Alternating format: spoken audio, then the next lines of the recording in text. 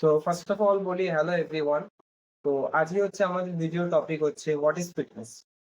তো ফিটনেসটা কি জিনিস অ্যাকচুয়ালি?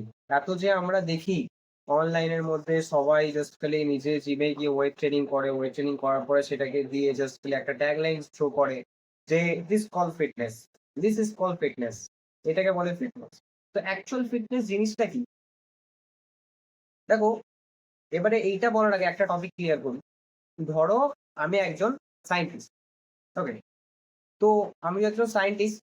তো আমি যখন নর্মাল মানুষের সঙ্গে কথা বলবো কোনো টপিক সম্পর্কে, তার ওই টপিকটা বুঝতে অসুবিধা হচ্ছে, তাহলে আমি নিশ্চয়ই তাকে সায়েন্টিফিক ল্যাঙ্গুয়েজে বোঝানোর চেষ্টা করবো না, বা যেগুলো সাংকেতিক চিহ্ন আছে, ঠিক আছে, সেইগুলো দিয়ে আমি নিশ্চয়ই তাকে ইন্ডিকেট করবো না। তাকে সেইটা দিয়ে আমি বোঝানোর চেষ্টা করবো যেটা সে বুঝতে পারবে, বা যেটা তার বোঝা উচিত। কারণ সে ইন ফিউচার সায়েন্টিস্ট হবে না, ওকে?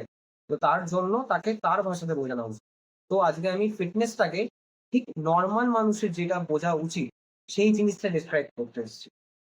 ফিটনেস আমরা যদি মানে যদি শিক্ষাগতভাবে দিক থেকে দেখি, যদি আমরা বুক রিডিং করে যদি আমরা ডিসক্রাইব করি, তাহলে ফিটনেস অনেকগুলো পার্টি ডিভাইড করা আছে, ঠিক আছে? অনেকগুলো পার্টে এন্ডুরেন্স থেকে শুরু করে জয়েন্ট মোবিলিটি থেকে শুরু করে বিভিন্ন জায়গা থেকে ফিটনেসকে আমরা ডিসক্রাইব করতে পারি। কিন্তু একটা সাধারণ মানুষের বোঝার জন্য এইটুকুনি এনাফ যে ফিটনেস কাকে বলে।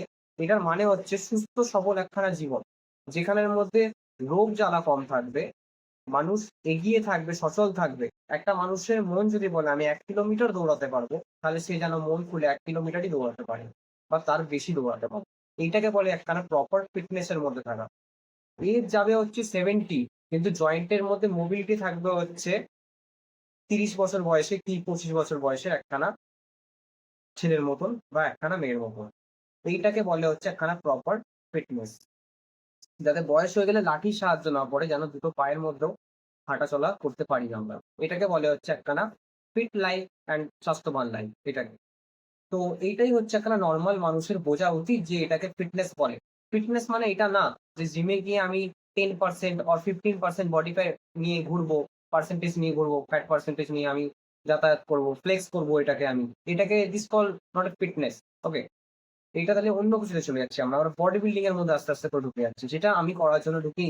আমি আমি দেখেছি হচ্ছে 80 to 90% পার্সেন্ট, ওকে, জিমের মধ্যে ঢুকে হচ্ছে ফিটনেস এর জন্য। কিন্তু জিমের মধ্যে গিয়ে সবকিছু দেখে তারা কোনো না কোনো জায়গায় একটা হটোমটো খেয়ে যায়। তারা নিজেদেরকে বেকার কষ্ট দেয়, যে কষ্টটা তারা ডিজার্ভ করে না, বা যে কষ্টটা তাদের বডি ডিজার্ভ করে না। ওরা বাইরের খাবারকে প্রচুর পরিমাণে অ্যাভয়েড করে, 6 মাস 7 মাস ধরে নিজের ফেভারিট খাবারকে অ্যাভয়েড করে দিয়েছে, প্রচুর পরিমাণে হার্ড ট্রেনিং করছে, প্রচুর পরিমাণে হার্ড ট্রেনিং করছে। বাট তাদের না কোনো মোটো আছে যে ফিটনেস লাইন নিয়ে নিজেকে গ্রো করা, না কোনো মোটো আছে যে আমি কম্পিটিশনস খেলবো, কোনো কিছু করবো, অ্যাচিভ করবো, আমার গোল আছে, আমি মেন ফিজিক্স খেলবো বা ক্লাসিক ফিজিক্স খেলবো বা ওভারঅল ক্যাটাগরি খেলবো।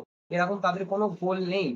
বাট সেগুলো না থাকার সত্ত্বেও তারা ওরকম লেভেলে হার্ড ট্রেনিং করছে, যেগুলো তাদের কোনো দরকার পড়ে না।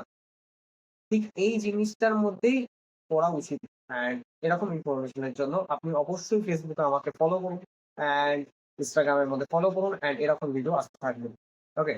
সো গুড নাইট সবাইকে, অ্যান্ড নেক্সট ভিডিওর মধ্যে আর একটা নিউ টপিক নিয়ে আমি আসবো।